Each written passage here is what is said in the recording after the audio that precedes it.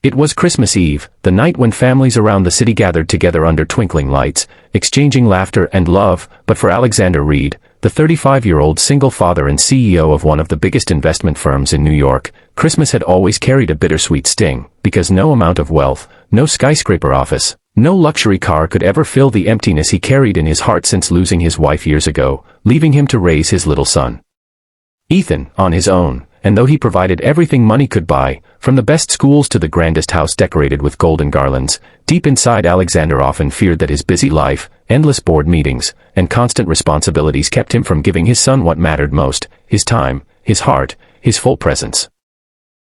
Yet fate had its strange ways of opening eyes, because that very Christmas Eve, when snowflakes fell gently upon the busy streets and carolers' voices echoed in the distance, Alexander decided to leave the office later than usual, his heart heavy with loneliness despite the wealth surrounding him. And as he walked down the narrow alley shortcut toward the garage, adjusting his scarf against the biting cold, his sharp eyes suddenly caught something that stopped him in his tracks.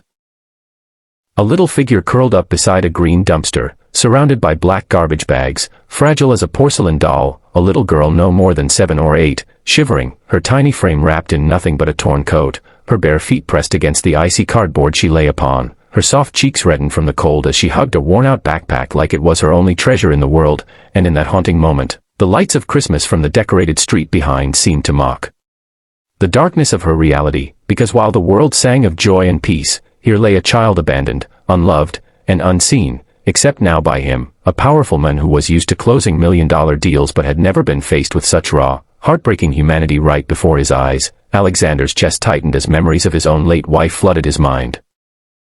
Her gentle compassion, her insistence that kindness was worth more than money, her reminder that every child deserved safety and love. And suddenly he felt something stir deep inside him, something he hadn't felt in years, a mixture of protectiveness and sorrow, as if fate had placed this child in his path for a reason he could not yet understand. Carefully he approached, not wanting to startle her. Yet as his shadow fell across her fragile form, the girl's eyes fluttered open, wide, frightened, and filled with a pain that pierced deeper than words could ever capture, and she whispered something barely audible. "Please, don't take my bag, it's all I have," clutching it tighter as if it contained her entire world. And Alexander froze, stunned, realizing this child wasn't just homeless, she was guarding the last pieces of her life, pieces he could not yet imagine but somehow knew would shatter his perception of everything he thought he knew. Kneeling down, he lowered his voice, trying to sound gentle. "I won't take it, sweetheart, I promise, I just want to help." And as snow continued to fall around them, he pulled off his wool coat and draped it over her tiny shoulders, the warmth making her eyes glisten with tears. And for the first time in years, Alexander felt the weight of his wealth and privilege pressing against his conscience, because what use was success if he could walk past a child suffering like this? But just as he was about to pick her up, she shook her head stubbornly, saying, "I can't go. I'm waiting, my mommy will come back." And those words struck him harder than any business rival's blow, because they revealed a deeper truth.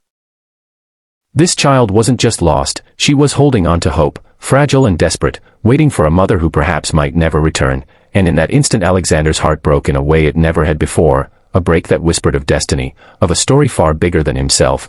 And as carols played faintly in the distance, he realized this night would change not only hers, but his life forever. Because Christmas Eve had brought him not another deal, not another celebration of wealth, but a little girl whose truth would leave him utterly stunned, and whose presence would lead to secrets buried deep, waiting to unravel in ways he could never predict. So, dear viewers, stay with me, because this is only the beginning of a story that will take you on an emotional journey of love, pain, redemption, and miracles. And if you don't want to miss what happens next in Chapter 2, make sure you subscribe right now, because trust me, the truth about this little girl will leave you speechless.